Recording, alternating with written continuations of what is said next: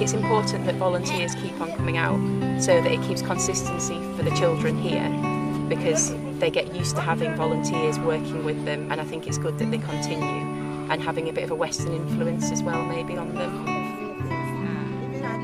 I also think volunteers should come out, because I think they'll gain a lot from it themselves if they come out and they can experience it for themselves, and especially living with the host families is a really good way, because you experience life in general in Africa.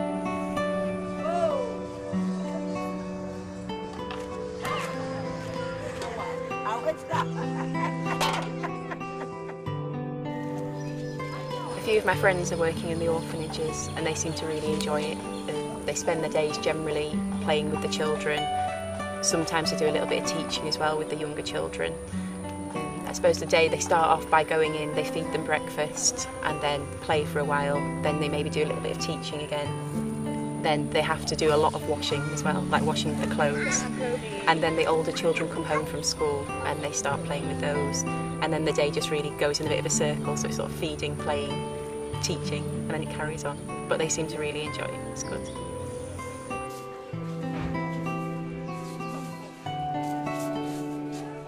You can also work in medical clinics and hospitals.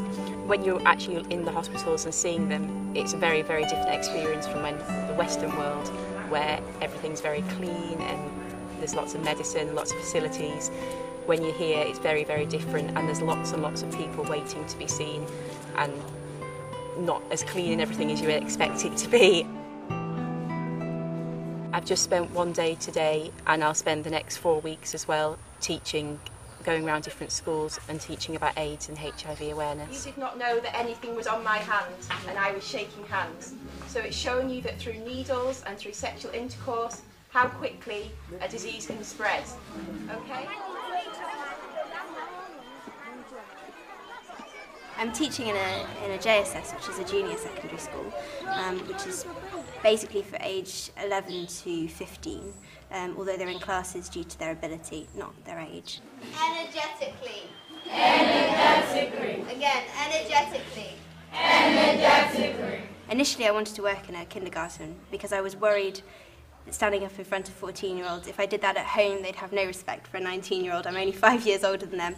But here I stand up in front of the class and they all listen and love to hear anything I have to say. So I enjoyed it so much and I get so much feedback from the kids that I didn't want to leave.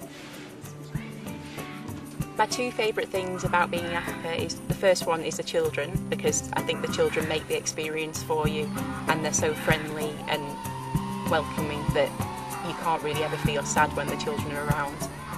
And I think the second one would have to be the host family, because they do make a lot of the experience for you, and because they're so welcoming as well, it makes you experience Africa properly and you're seeing the real Africa rather than staying in a hotel or a hostel or something.